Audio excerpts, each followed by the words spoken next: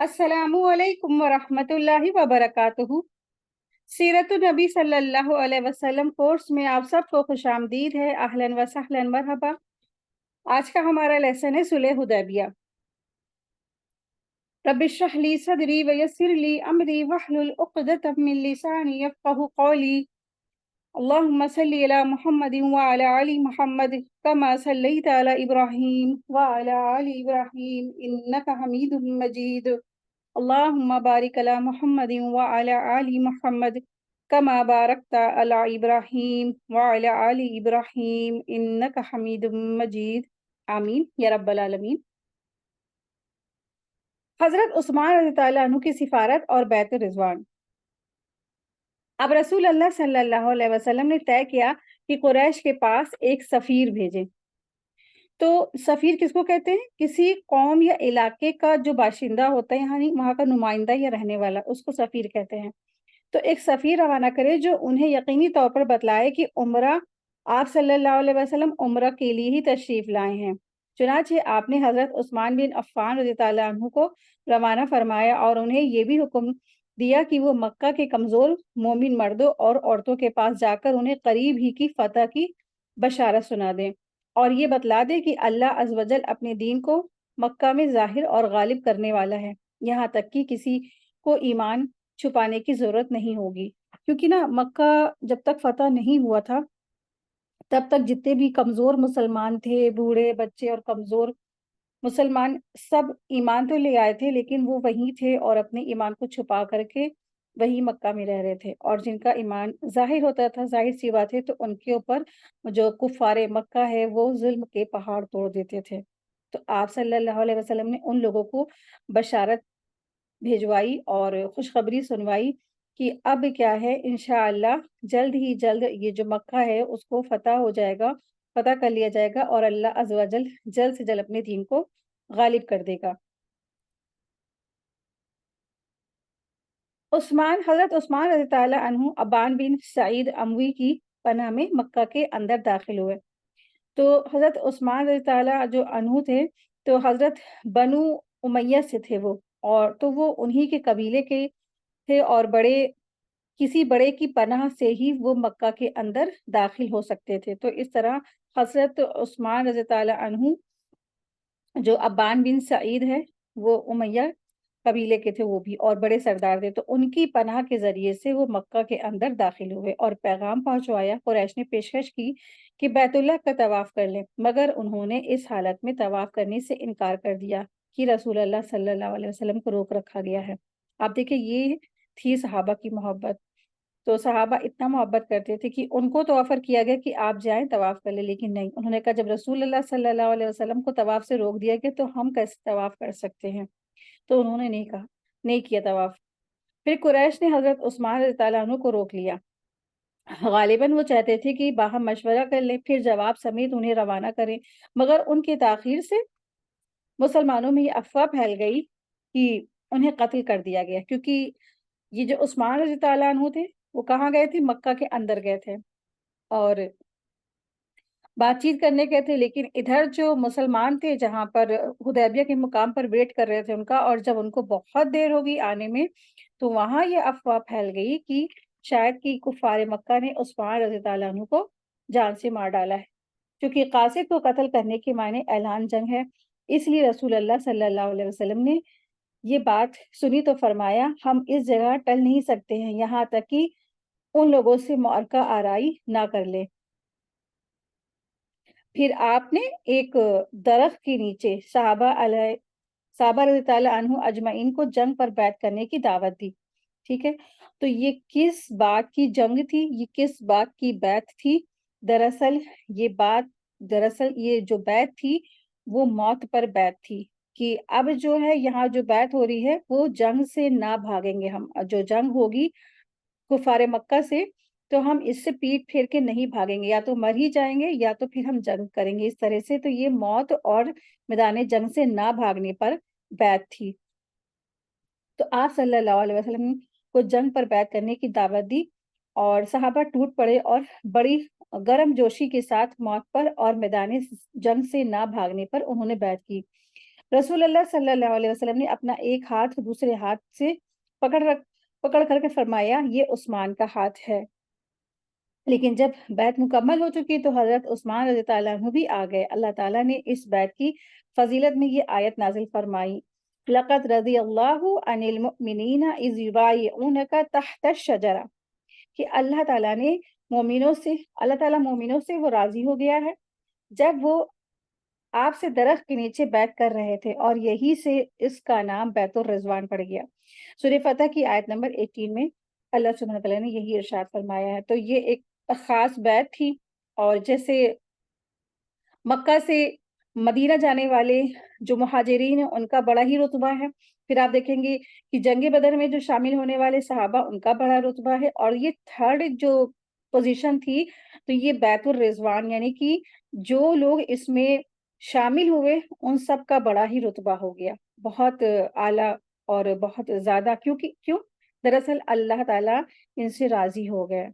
ठीक है? तो इनका बड़ा ही रुतबा और बड़ा ही इनका जो मुकाम मर्तबा ज़्यादा हुआ, क्यों? क्योंकि अल्लाह तबारक तआला ने इनसे राज़ी होने की बशारत दी सूरह फतह की आयत नंबर 18 में। अल्लाह उनसे राज़ी हो गया। तो अल्लाह ताला बंदे के उस काम से राज़ी हो जाता है, नंबर 1, जो खालिस अल्लाह के लिए किया जाए। नंबर 2, मुश्किल हालात में किया जाए, जब सारे के सारे जो है ना इंसान, उसके ऊपर क्या है, उसके वो आज़माइश में मुब्तला है, और खुद इंसान का भी दिल नहीं चाह रहा हो और उसकी नफ्स ना मान रही हो, उसके बावजूद वो जद्दोजहद करके उस मुश्किल काम में सब्र और इस्तिक़ामत के साथ वो डटा रहे। इस तरीके से फिर अल्लाह सुब्हानहू तआला की रज़ा इंसान को मिलती है। तो बहुत सारी जंगें हम अपनी ज़िंदगियों में लड़ते हैं, और बहुत सारे जिहाद हम भी अपनी ज़िंदगियों में करते हैं। कुछ होते हैं कमज़ोर टाइप के लोग, तो वो इस तरह की आज़माइश और जंगों में क्या हो जाते हैं, फिसल जाते हैं। लेकिन जिनको सिर्फ़ और सिर्फ़ अल्लाह की रज़ा मतलूब और मक़सूद होती है, तो फिर वो हर तरह से अल्लाह की आज़माइश में, टेस्ट में, इम्तिहानात में डटे रहते हैं, जमे रहते हैं। अपने दीन पे जो साबित कदम है, वो पीछे नहीं उनसे हटाते हैं। ईमान से वो पीछे नहीं हटते हैं।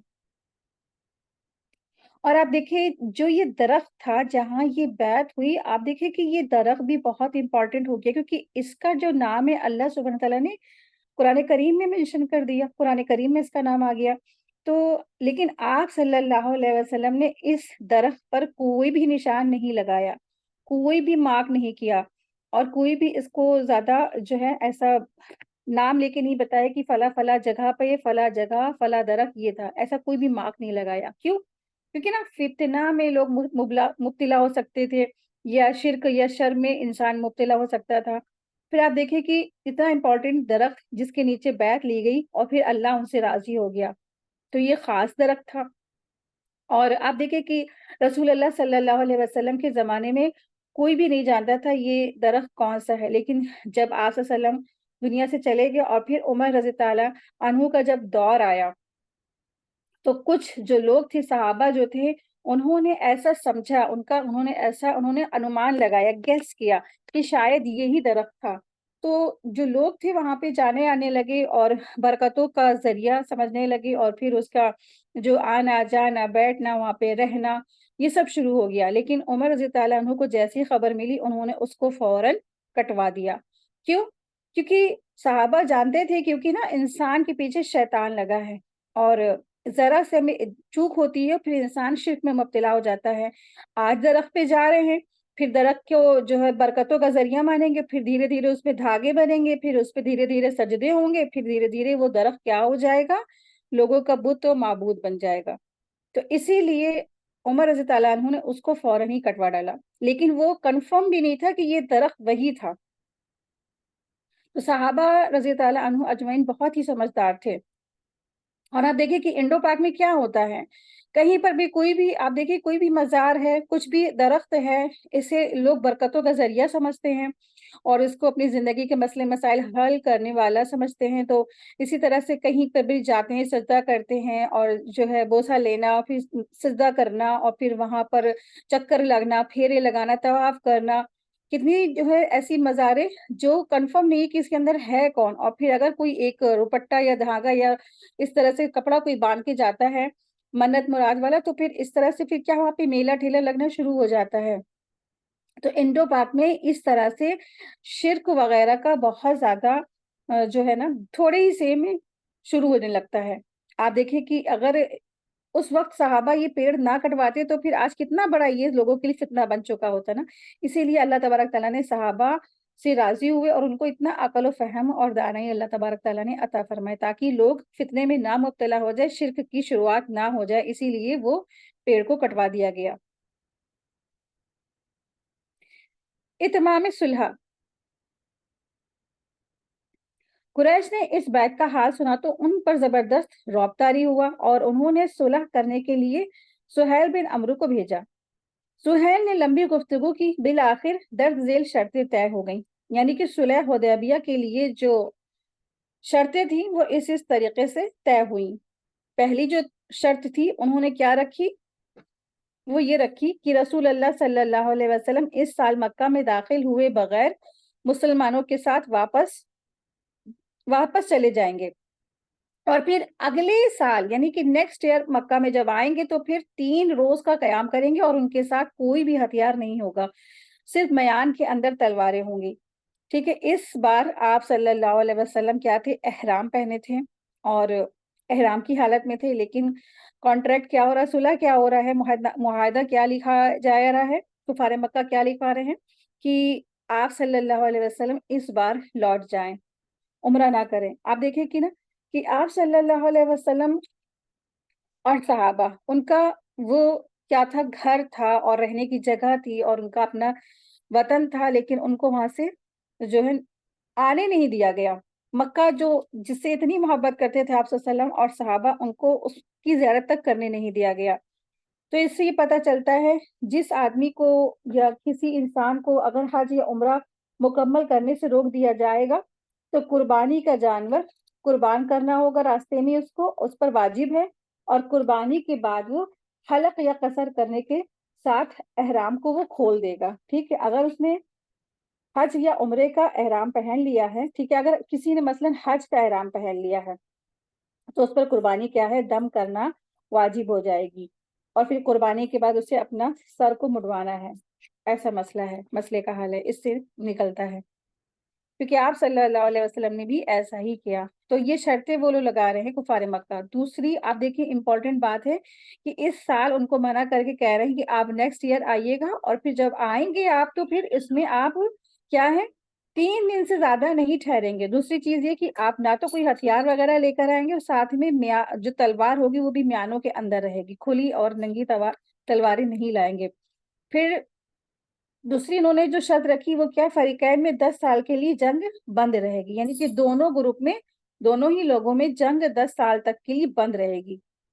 پھر تیسری انہوں نے شرط رکھی جو محمد صلی اللہ علیہ وسلم کے عہد میں داخل ہونا چاہے داخل ہو سکتا ہے، اور جو قریش کے عہد میں داخل ہونا چاہے داخل ہو سکتا ہے۔ یعنی واضح طور پر ایک لائن انہوں نے کھینچ دی کہ جو اسلام لانا چاہے اسلام لائے، اور جو کفر پر رہنا چاہے وہ کفر کرے۔ تو یعنی یا تو تم مسلمان کے ساتھ جا کے ملنا چاہتے ہو مسلمان ہو جاؤ، یعنی اگر تم کفار مکہ کے ساتھ ہونا چاہتے ہو تو کفار مکہ کے ساتھ تم ہو جاؤ۔ اس طریقے سے انہوں نے بس 2 گروپ میں سب کو بانٹ دیا۔ پھر فورتھ ان کا یہ معاہدہ تھا کہ قریش کا جو آدمی مسلمانوں کی پناہ میں جائے تو مسلمان اسے قریش کے حوالے کر دیں گے، لیکن مسلمان کا جو آدمی قریش کی پناہ میں آئے گا تو قریش اسے واپس نہیں کریں گے۔ کتنی بڑی ناانصافی کی وہ باتیں لکھ کر اس پہ معاہدہ کروا رہے تھے۔ آپ دیکھیں کہ اس کے بعد آپ صلی اللہ علیہ وسلم نے حضرت علی رضی اللہ عنہ کو بلوایا اور املا کروایا، یعنی لکھوایا، اور اس میں کہا کہ بسم اللہ الرحمن الرحیم لکھے۔ تو سہیل نے کہا کہ ہم نہیں جانتے رحمان کیا، کیونکہ بسم اللہ الرحمن الرحیم میں رحمان الرحیم جو آ رہا تھا، تو سہیل جو تھا اس نے کہا کہ ہم نہیں جانتے یہ رحمان کون ہے، تو آپ صلی اللہ علیہ وسلم نے کہا بسمک اللہم لکھ دیجئے۔ تو رسول اللہ صلی اللہ علیہ وسلم نے انہیں یہی لکھنے کا حکم دیا۔ پھر آپ صلی اللہ علیہ وسلم نے املا کرایا کہ یہ وہ بات ہے جس پر محمد رسول صلی اللہ علیہ وسلم نے اللہ मोहम्मद और रसूल अल्लाह ने मसालहत की है। इस पर सुहैल ने कहा, अगर हम जानते कि आप अल्लाह के रसूल हैं और फिर हम ना तो आपको बैतुल्लाह से रोकते और ना आपसे जंग करते, लेकिन आप मोहम्मद बिन अब्दुल्ला लिखवाइए। आप सल्लल्लाहु अलैहि वसल्लम ने फरमाया, मैं अल्लाह का रसूल हूँ, अगरचे तुम लोग झुटलाओ। फिर हजरत अली रजी तआला अन्हु को हुक्म दिया गया, इसे मिटाकर मोहम्मद बिन अब्दुल्ला लिख दिए, लेकिन हजरत अली रजी तआला अन्हु ने मिटाना गवारा ना किया, तो लिहाजा रसूल अल्लाह सल्लल्लाहु अलैहि वसल्लम ने खुद अपने दस्त मुबारक से मिटा दिया, यानी कि दस्त मुबारक क्या है, हाथों से मिटा दिया। फिर पूरी दस्तावेज के दो नुस्खे लिखे गए, एक नुस्खा कुरैश के लिए और एक नुस्खा मुसलमानों के लिए रखा गया। आप देखिए कि तकरीबन 6 साल गुजर गए थे और कोई भी उम्रा नहीं किया था उन्होंने, और ना ही कोई तवाफ किया था मुसलमानों ने। और लेकिन वो सब क्या थे, मक्का के बाशिंदे थे, मक्का के रहने वाले थे, और ये मुसलमान क्या, जो मक्का था उनका वतन था, और वो दिन रात अल्लाह ताला के घर को देखते थे। आप देखिए कि आप थोड़े थोड़े दिन के लिए जाएंगे, 7-8 दिन के लिए, 15 दिन के लिए जाएंगे, तो अगर आप वहां जाएंगे ना, अल्लाह ने ऐसी कशिश रखी है बैतुल्लाह के अंदर, खाने काबा के अंदर इतना सुकून और इतना इत्मीनान और इतनी ठंडक पड़ती है कि कोई भी मोमिन, उसका दिल नहीं चाहता कि वहां से हटे, वहां से उसको छोड़कर वो आए। और जबकि इनका ये वतन था और अल्लाह ताला का घर था, तो इतना ज़्यादा इनको उससे मोहब्बत थी। और आप देखिए कि वो मक्का से वहाँ पे मदीना हिजरत करके गए और 6 साल के बाद आ रहे हैं। फिर भी उनको, जब वो उम्रा करने आ रहे हैं, उनको उससे उम्रा से महरूम कर दिया गया। आप सल्लल्लाहु अलैहि वसल्लम को महरूम किया गया उम्रा से, और फिर सारे मुसलमानों को। तो कितनी बड़ी ये ज़्यादती थी। हुँ? तो मक्का के जो कुफ़ार थे, वो वाक़ई में इन्होंने बहुत ज़ुल्म के और तकलीफ़ें पहुँचाई रसूल अल्लाह सल्लल्लाहु अलैहि वसल्लम को। लेकिन हर चीज़ पर आप सल्लल्लाहु अलैहि वसल्लम ने कॉम्प्रोमाइज़ किया, क्योंकि आप सल्लल्लाहु अलैहि वसल्लम अमन और अमान और सुकून चाहते थे। वो चाहते थे आप सल्लल्लाहु अलैहि वसल्लम कि हमारा जो दीन है, इतने जो साल अगर ये जंग बंद रहेगी और फिर अमन रहेगा, और अमन रहेगा तो फिर क्या है, एक तरह से फिर हम दीन का काम भी अच्छे से कर सकेंगे। इसीलिए अल्लाह सुब्हानहू व तआला ने इसको फ़त्ह मुबीन का नाम भी दिया है, सुलह हुदैबिया को। अबू जिंदल का कज़िया। सुलहनामा अभी लिखा ही जा रहा था कि कुरैश के नुमाइंदे सुहैल बिन अमरू के साहबजादे अबू जंदल बेड़ियां घसीटते हुए पहुंचे।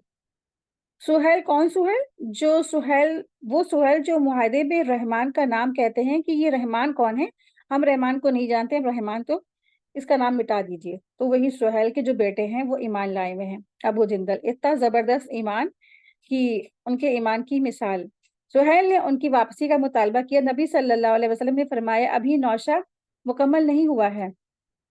सुहैल ने कहा, तब मैं आपसे सुलह ही नहीं करता।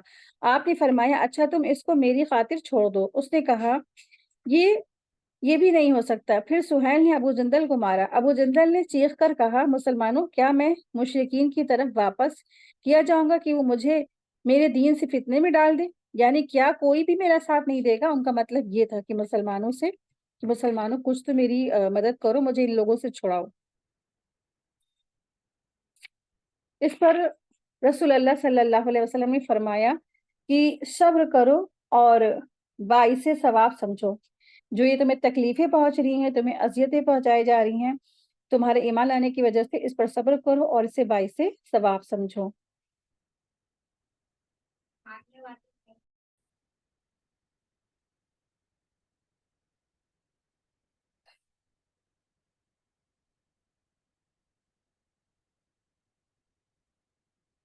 मुसलमान हैं तो अल्लाह ताला तुम्हारे लिए और तुम्हारे अलावा जो दूसरे कमजोर मुसलमान हैं, उन सब के लिए कुशादगी और पनाह की जगह बना देगा। हजरत अमरू बिन खत्ताब हजरत उमर बिन खत्ताब ने अबू जिंदल को भड़काया और वो अपने बाप सुहैल को कत्ल कर दे, मगर उन्होंने ऐसा नहीं किया। ठीक है, तो आप देखिए कि जब इंसान पर आजमाइश आती है, तो सारे इंसान लोग उसको मशवरा दे रहे होते हैं, तो क्या हर एक का मशवरा मानने लायक होता है? नहीं। तो हर एक का जरूरी नहीं कि आप मशवरा मान जाएं। जो आपको सही मशवरा दे, आपको उसको बस फॉलो करना है। तो عمرے سے دست برداری اور صلح پر مسلمانوں کا غم۔ رسول اللہ صلی اللہ علیہ وسلم کا معاہدہ صلح لکھوا کر فارغ ہو چکے تھے تو صحابہ رضی اللہ عنہ اجمعین سے فرمایا اٹھو اور اپنے اپنے جانور قربان کر دو، کیونکہ اب نیت تو ہو ہی چکی تھی نا عمرے کی، مگر کوئی نہ اٹھا۔ تو حتیٰ کہ آپ صلی اللہ علیہ وسلم نے یہ بات 3 بار کہی مگر کوئی نہیں اٹھا۔ تو آپ ام سلمہ رضی اللہ عنہ کے پاس گئے، انہا کے پاس گئے اور ان سے اس کا ذکر کیا تو انہوں نے مشورہ دیا کہ آپ اٹھ کر اپنا جانور ذبح کر دیں اور آپ اور اپنا سر منڈا لیں اور کسی سے کوئی بات نہ کریں۔ آپ نے یہی کیا اور مشرکین کو جلانے بھلانے کے لیے ابو جہل کا ایک اونٹ بھی ذبح کیا جس کی ناک میں چاندی کا ایک حلقہ تھا، یعنی کہ حلقہ یعنی چاندی کا چھلا تھا۔ آپ کو دیکھ کر صحابہ رضی اللہ عنہ اجمعین نے بھی اپنے اپنے جانور ذبح کر دیے اور اپنے سر منڈا لیے، مگر غم کے سبب ان کی کیفیت یہ تھی کہ لگتا تھا کہ ایک دوسرے کو قتل کر دیں گے۔ اس موقع پر گائے اور اونٹ 7 آدمیوں کی طرف سے ذبح کیے گئے۔ آپ دیکھیں کہ اس میں ایک نقطہ یہ ملتا ہے کہ رسول اللہ صلی اللہ علیہ وسلم نے کئی مرتبہ کہا لیکن صحابہ جو تھے وہ نہیں مان رہے تھے، لیکن پھر آپ صلی اللہ علیہ وسلم نے خود اس پر عمل کیا اور پھر صحابہ نے بھی عمل کیا۔ تو کئی بار ایسا ہوتا ہے کہ جب آپ کوئی بات کہہ رہے ہوتے کسی سے تو گھر میں بچے وغیرہ یا کوئی بات آپ کی نہیں سن رہا ہوتا ہے، لیکن آپ جب مائیں جو ہیں جب خود کرنے کھڑی ہو جاتی ہیں تو پھر سب پیچھے پیچھے آ جاتے ہیں، ہے نا؟ تو اسی لیے ہے کہ خود کام کرنے خود پہلے کھڑے ہو جائے۔ اور اب دیکھیے اس سے یہ بات پتہ چلتی ہے کہ ام جو سلمہ ہیں، حضرت ام سلمہ کا جو مشورہ ہے وہ بہت ہی حکیمانہ تھا اور بہت ہی ذہین تھی وہ۔ اور آپ دیکھیے کہ آپ صلی اللہ علیہ وسلم، نبی صلی اللہ علیہ وسلم ازواج مطہرات سے مشورہ کر رہے ہیں، لیکن ہمارے معاشرے میں کیا ہوتا ہے، بیویوں سے سیاسی یا حکومتی جو معاشرے میں جو مشورے اگر لیں گے تو ان کو اپنی جو مردانگی کے خلاف وہ سمجھتے کہ نہیں ہم کیسے عورتوں سے مشورہ لے لیں، یہ تو سیاسی ہے، یہ تو حکومتی ہے، یہ تو عوامی ہے۔ تو لیکن آپ صلی اللہ علیہ وسلم نے اپنی جو ازواج مطہرات ہیں ان سے مشورہ لیا۔ صحابہ کرام رضی اللہ عنہ اجمعین کے غم کی 2 وجہ تھی۔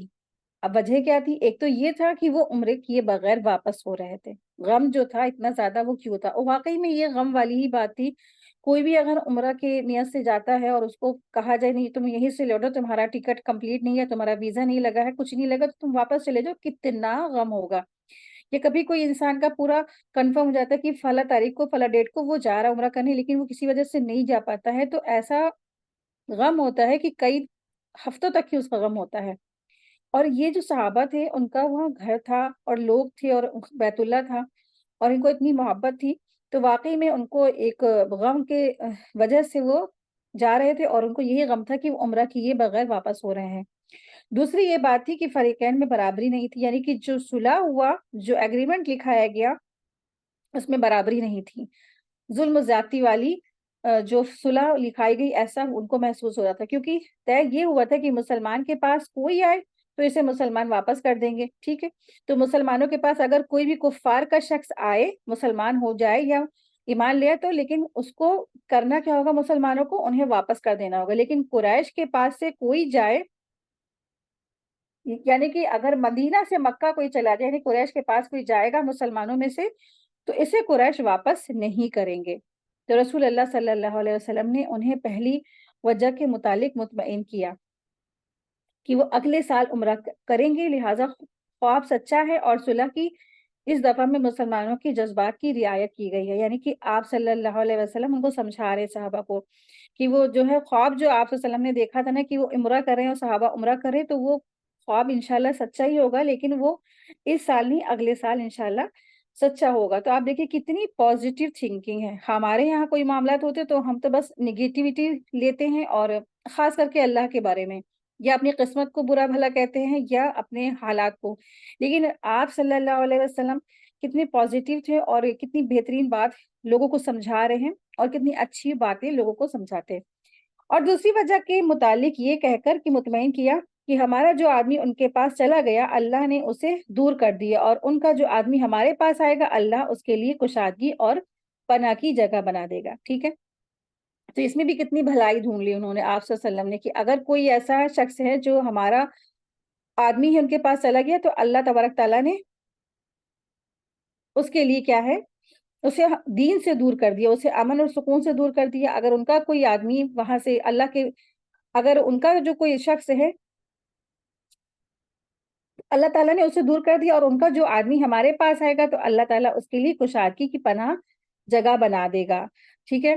تو جو یعنی کہ ایمان لے آئے گا، تو مدینہ میں تو نہیں رہ سکتے تھے، مدینہ تو نہیں جا سکتا تھا کوئی بھی صحابہ مکہ سے ایمان لانے کے بعد، تو اللہ تعالیٰ یہ یہاں آپ صلی اللہ علیہ وسلم فرما رہے ہیں اللہ تعالیٰ ان کے لیے کوئی نہ کوئی کشادگی کی جگہ بنا دے گا۔ تو ہوا واقعی ابھی ہم لوگ پڑھیں گے انشاءاللہ۔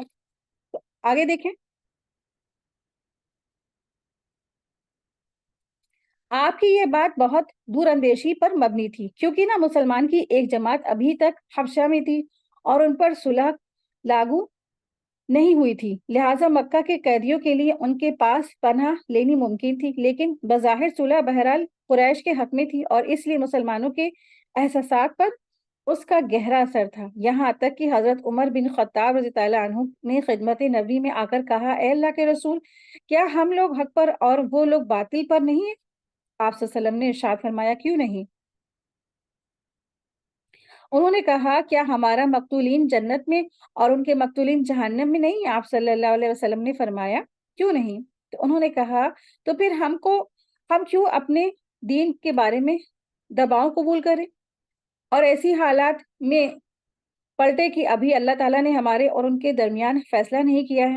آپ صلی اللہ علیہ وسلم نے ارشاد فرمایا، خطاب کے صاحبزادے، میں اللہ کا رسول ہوں، اس کی نافرمانی نہیں کر سکتا، وہ میری مدد کرے گا اور مجھے ضائع نہیں کرے گا۔ اس کے بعد حضرت عمر رضی اللہ عنہ غصے سے بھرے ہوئے حضرت ابوبکر صدیق رضی اللہ عنہ کے پاس آئے اور ان سے بھی وہی کہا جو نبی صلی اللہ علیہ وسلم سے کہا تھا، اور انہوں نے بھی وہی جواب دیا جو رسول اللہ صلی اللہ علیہ وسلم نے جواب دیا تھا۔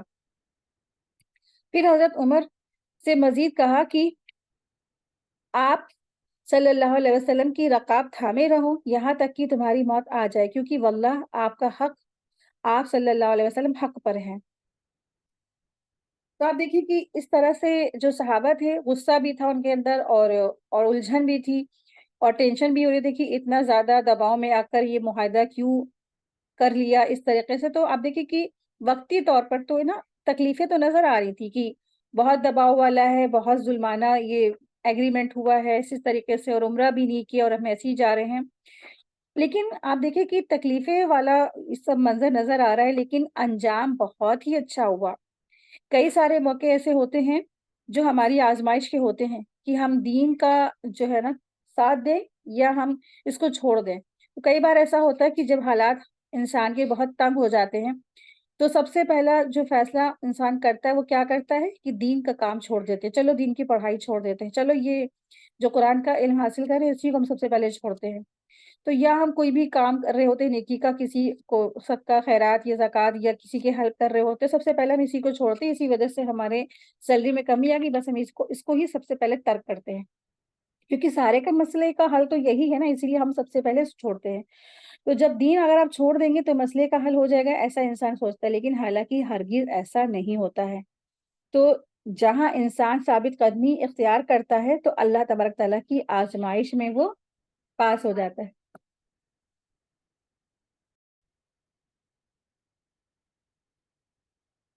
تو ہر انسان کی زندگیوں میں تنگی آتی ہے، پریشانیاں آتی ہیں، مشکلات آتی ہیں، لیکن انسان کو چاہیے کہ وہ اپنے دین پہ ڈٹا رہے، اپنے دین کے راستے پہ جمع رہے، اور پھر کیا ہے وہ آزمائشوں سے نکل کے باہر آ جاتا ہے انشاءاللہ، اور پھر وہ سب وقت کٹ جاتا ہے انسان کا، پھر سوچتا ہے کہ ہاں ہم نے اتنے مشکل وقت گزار دیا لیکن ہم نے اس دین کو تھامے رہے نا، اس طرح سے۔ تو آپ دیکھیں کیونکہ نا دین کو تھامنے سے انسان کو سکون ملتا ہے، چین ملتا ہے، اور اللہ کی رضامندی ملتی ہے، اور اللہ راضی ہوتا ہے، اور آخرت کی کامیابی تو سب کچھ اسی سے جڑی ہوئی ہے، اس دین سے۔ اس سے ان کے دل کو سکون ہو گیا اور وہ واپس چلے گئے۔ بعد میں حضرت عمر رضی اللہ عنہ کو اپنی اس تقصیر پر سخت ندامت ہوئی، اور اس کی تلافی کے لیے انہوں نے بہت سے اعمال کیے، برابر صدقہ خیرات کیا، روزے رکھے، نماز پڑھی، اور غلام آزاد کیے، یہاں تک کہ خیر کی امید بندھی۔ ٹھیک ہے، تو مومن کا معاملہ بھی یہی ہوتا ہے کہ جو مومن ہوتا ہے تو اس سے چھوٹی موٹی کوئی غلطی ہو جاتی ہے تو وہ بہت زیادہ پریشان ہو اٹھتا ہے۔ حضرت عمر رضی اللہ عنہ کے اپنے اس عمل پر ان کو بہت زیادہ رنج و غم ہوا، سخت ندامت ہوئی، اور اس کی تلافی کے لیے مسلسل وہ جو ہے اچھے اچھے اعمال کرتے رہے، صدقہ خیرات کرتے رہے۔ اس سے کیا پتہ چلتا ہے کہ جب بھی محسوس ہو کہ ہم سے بہت بڑا گناہ ہو گیا، تو انسان کو اس کی تلافی کے لیے اچھی نیکیاں، مطلب خوب نیکیاں کرنی ہیں، اچھے اعمال کرنے ہیں، برابر صدقہ خیرات اور روزے اور نمازیں زیادہ کر دینا چاہیے انسان کو۔ مہاجرین عورتوں کا قضیہ۔ صلح مکمل ہو چکی اور لوگ عمرے سے حلال ہو چکے تو کچھ مومن عورتیں آ گئیں۔ کہاں آ گئی؟ مکہ سے مدینہ آ گئی۔ ان کے کافر ان کے کافر سرپرستوں نے نبی صلی اللہ علیہ وسلم سے مطالبہ کیا کہ انہیں واپس کیا جائے، مگر آپ صلی اللہ علیہ وسلم نے اس دلیل کی بنا پر واپس کرنے سے انکار کر دیا کہ عورتیں معاہدہ میں شامل نہیں ہیں۔ ادھر اللہ تعالیٰ نے یہ حکم نازل فرمایا سورہ ممتحنہ کی آیت نمبر 10 میں، اے اہل ایمان، جب تمہارے پاس مومن عورتیں ہجرت کر کے آئیں تو ان کا امتحان لو، اللہ تعالیٰ ان کے ایمان کو بہتر جانتا ہے۔ پس اگر انہیں مومن جانو تو کفار کی طرف نہ پلٹاؤ، نہ وہ کفار کے لیے حلال ہے نہ کفار ان کے لیے حلال ہے، البتہ ان کے کافر شوہروں نے جو مہران ان کو دیے ہوئے تھے اسے واپس دے دو، اور پھر تم پر کوئی حرج نہیں کہ ان سے نکاح کر لو جبکہ انہیں ان کے مہر ادا کرو، اور پھر کافر عورتوں کو اپنے نکاح میں نہ رکھو۔ یوں ایمان والی عورتوں کو کفار پر اور کافر عورتوں کو مومنوں پر حرام کر دیا گیا۔ اس کے بعد رسول اللہ صلی اللہ علیہ وسلم ہجرت کر کے آنے والی عورتوں کا امتحان اس آیت کی روشنی میں لیتے تھے۔ سورہ ممتحنہ کی آیت نمبر 12 میں، اے نبی صلی اللہ علیہ وسلم، جب تمہارے پاس مومن عورتیں آئیں اور اس کی بات پر بیعت کریں کہ وہ اللہ تعالیٰ کے ساتھ کسی چیز کو شریک نہیں ٹھہرائیں گی، چوری نہیں کریں گی، زنا نہیں کریں گی، اپنی اولاد کو قتل نہیں کریں گی، اپنے ہاتھ پاؤں کے درمیان سے کوئی بہتان گڑھ کر نہیں لائیں گی، اور کسی معروف بات میں تمہاری نافرمانی نہیں کریں گی، یعنی پوری طریقے سے رسول اللہ صلی اللہ علیہ وسلم کی اتباع کریں گی، تو ان سے بیعت کر لو اور ان کے لیے اللہ سے مغفرت کی دعا کرو، یقیناً اللہ تبارک تعالیٰ بہت معاف کرنے والا ہے، بہت مہربان ہے۔ چنانچہ جو عورتیں ان شرائط کا اقرار کرتی اس سے آپ صلی اللہ علیہ وسلم فرماتے کہ میں نے تم سے بیعت کر لی ہے، صرف زبان سے کہتے، مصافحہ نہیں کرتے۔ مصافحہ کیوں نہیں کرتے؟ کیونکہ وہ سب غیر محرم تھی، ٹھیک ہے۔ تو جو بھی مومن شخص ہوتا ہے، اس سے پتہ چلتا ہے جو مومن ہے، ایمان والا ہے، وہ کسی غیر محرم عورت سے مصافحہ نہیں کرتا، نہ ہی جو مومن عورتیں ہوتی ہیں وہ کسی بھی غیر محرم مرد سے مصافحہ نہیں کر سکتی، اور پھر اسے کفار کو واپس نہ کرتے۔ نیز مسلمانوں نے اپنی کافر بیویوں کو طلاق دے دی اور مسلمان عورتوں کو ان کے کافر شوہروں سے علیحدگی کر لیا گیا۔ مسلمانوں کے معاہدے میں بنو خزاع کی شرکت۔ بنو خزاع نے پسند کیا کہ وہ اس معاہدے میں رسول اللہ صلی اللہ علیہ وسلم کے ساتھ رہیں گی، چنانچہ وہ آپ کے عہد میں داخل ہو گئے۔ یہ لوگ زمانہ جاہلیت سے بنو ہاشم کے حلیف چلے آ رہے تھے، جبکہ ان کے حریف بنو بکر قریش کے عہد میں داخل ہو گئے اور وہی فتح مکہ کا سبب بنے، جیسا کہ آگے آ رہا ہے۔ کمزور مسلمانوں کے قضیہ کا حل۔ رہے وہ مسلمان جو مکہ میں تعذیب کا شکار تھے تو ان میں سے ابو بصیر نامی ایک صاحب چھوٹ کر مدینہ بھاگ آئے۔ قریش نے ان کی واپسی کے لیے نبی صلی اللہ علیہ وسلم کے پاس 2 آدمی بھیجے، یعنی ابھی جو معاہدہ ہوا تھا نا کہ مکہ سے جو مدینہ آئے گا تو اس کو مسلمان پناہ نہیں دیں گے، اس کو واپس کر دیں گے، تو اسی معاہدے کو مد نظر رکھتے ہوئے آپ صلی اللہ علیہ وسلم نے انہیں جو ہے اس طرح سے میسج بھیجا، تو آپ صلی اللہ علیہ وسلم نے انہیں واپس کر دیا، ٹھیک ہے۔ تو اس طرح سے مسلمانوں کے جب گروپ میں وہ مکہ کا کوئی شخص آیا ایمان لانے والا، تو آپ صلی اللہ علیہ وسلم نے اس کو واپس کر دیا معاہدے کے مطابق۔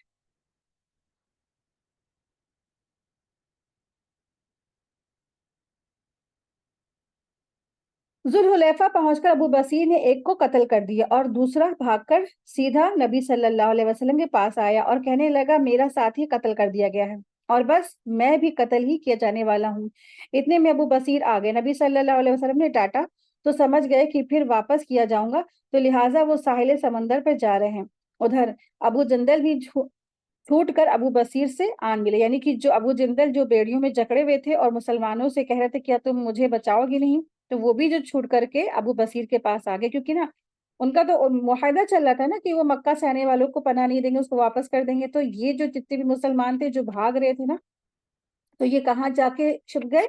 جدہ میں جا کے چھپ گئے کیونکہ وہیں پہ ہی ساحل سمندر ہے، جدہ مان لیجیے اس کو، یا ایسا کوئی علاقہ جو ساحل سمندر تھا۔ تو آپ صلی اللہ علیہ وسلم نے فرمایا تھا کہ اللہ تعالیٰ ان کے لیے کوئی نہ کوئی راستہ نکال دے گا جو ایمان لائے گا، تو اللہ تبارک تعالیٰ نے اس طرح سے ان کو لیے یہ راستہ نکال دیا۔ تو جتنے بھی ایمان لاتے گئے وہیں پہ وہ جو ساحل سمندر پہ ڈیرا ڈالتے چلے گئے۔ تو ادھر ساتھ میں ابو جندل صحابی جو تھے وہ بھی جا کے ان سے ابو بصیر سے مل گئے۔ تو اس کے بعد جو قریش کا جو آدمی بھی ایمان لاتا وہ بھاگ کر ابو بصیر سے جا کر مل جاتا تھا،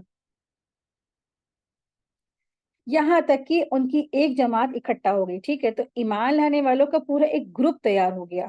اس کے بعد قریش کا جو قافلہ بھی ملک شام جاتا اس سے یہ لوگ ضرور چھیڑ چھاڑ کرتے، یعنی پریشان کرتے راستے میں، تو اس پر حملہ کرتے اور اس کا مال چھین لیتے۔ اس سے تنگ آ کر قریش نے نبی صلی اللہ علیہ وسلم کو اللہ کا اور قرابت داری کا واسطہ دیا کہ انہیں مدینہ بلا لے۔ ٹھیک ہے، ابھی صلح میں کیا لکھا تھا کہ مسلمان جو آئے گا مکہ سے جو بھی کوئی شخص آئے گا مدینہ تو اس کو وہ لوگ مسلمان نہیں لیں گے، اس کو وہ واپس کر دیں گے۔ لیکن اب یہاں پہ کیا کہہ رہے ہیں، خود الٹا اپنے معاہدے کے خلاف قرابت داری کا، رشتہ داری کا اور رسول کا واسطہ دیتے ہوئے کہہ رہے کہ جو لوگ ایمان لے آئے آپ ان کو واپس مدینہ بلا لیں۔ ٹھیک ہے، تو اللہ تبارک تعالیٰ کوئی نہ کوئی راستہ ضرور بنا دیتا ہے۔ اس طریقے سے اللہ تبارک تعالیٰ نے ایمان لانے والوں کے لیے راستہ بنایا۔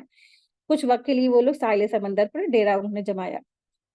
اب جو بھی آپ کے پاس آئے گا محفوظ رہے گا، چنانچہ آپ نے انہیں مدینہ بلا بھیجا، وہ آ گئے اور مشکل حل ہو گئی۔ ٹھیک ہے، صلح کا اثر، اسلامی دعوت کی رفتار پر اس صلح کا بڑا اثر ہوا۔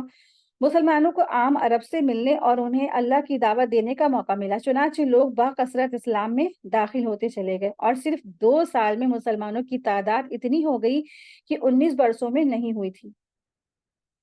اکابرین یعنی کہ یہ دراصل فتح مبین تھی کہ 2 سالوں میں اتنی ہو گئی تعداد کی 19 برس میں نہیں ہوئی، یہی فتح مبین کہا ہے اللہ نے قرآن میں۔ اور اکابرین قریش یعنی اکابرین سے مراد یعنی سرداران قریش، جو قریش کا نچوڑ اور عطر تھے، یعنی عمرو بن عاص، خالد بن ولید، عثمان بن طلحہ اپنی رغبت اور مرضی سے لا الہ الا اللہ محمد رسول اللہ کی شہادت دیتے ہوئے خدمت نبی میں حاضر ہوئے، اسلام پر بیعت کی اور اس کی راہ میں جان اور مال اور صلاحیتیں اور قدرت سب کچھ صرف کرنے کا وعدہ کیا۔ جب یہ لوگ خدمت نبی میں حاضر ہوئے تو رسول اللہ صلی اللہ علیہ وسلم نے فرمایا، مکہ نے تو اپنے جگر ہوشوں کو ہمارے حوالے کر دیا ہے۔ تو یہ ہے کامیابی کا راستہ جو آزمائش کے بعد آتا ہے۔ آج ہم ان حکمتوں کو کیا ہے بھول چکے ہیں، ہم سے صبر نہیں ہوتا، استقامت نہیں رہتی، اور ہم چاہتے ہیں کہ ہم صرف لڑائی جھگڑے سے فساد کر کے فوراًی طور پر ہمیں کامیابی حاصل ہو جائے، تو ایسا نہیں، یہ وقت لگتا ہے۔ تو جو کامیابی، اصل کامیابی، اس کے لیے انسان کو حکمت چاہیے، پلاننگ چاہیے، اور پھر صبر کی بہت ضرورت ہے، جد و جہد اور سخت ضروری ہے یہ سب چیزیں۔ تب پھر اور آپ دیکھیں کہ پھر اللہ تبارک تعالیٰ کی مدد پر انسان کو یقین بھی ہونا چاہیے۔ رسول اللہ صلی اللہ علیہ وسلم اور صحابہ کو اللہ کی مدد پر یقین تھا کہ اللہ کی مدد آئے گی، اور اللہ نے مدد بھیجی بھی۔ تو جس کو اللہ پر یقین ہوتا ہے تو اللہ تبارک تعالیٰ واقعی میں اس کی مدد فرماتے ہیں۔ جیسے موسیٰ علیہ السلام کی مدد فرمائی تھی، ساحل سمندر کھڑے تھے اور کوئی راستہ نہیں تھا، اور پیچھے فرعون اور اس کا لشکر آ چکا تھا، اور